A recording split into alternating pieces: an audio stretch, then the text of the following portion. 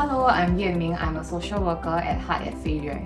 So some of the unseen forms of abuse include emotional or verbal abuse and also child sexual abuse. The frequency of such abuse happens quite regularly.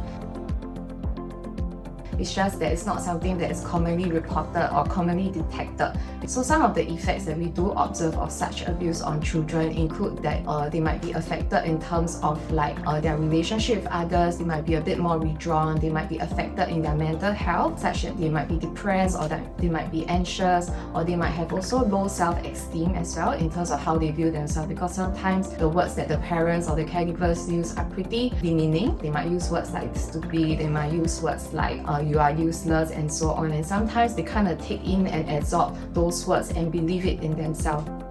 And sometimes we might not even see any effects because they kind of normalize it so much that they are very numb to it.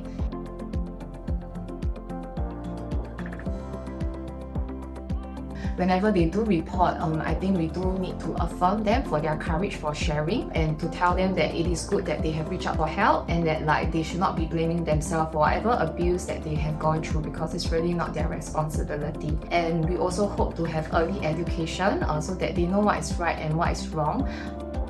So telling them quite early on will be very helpful so that they can seek help at the appropriate time.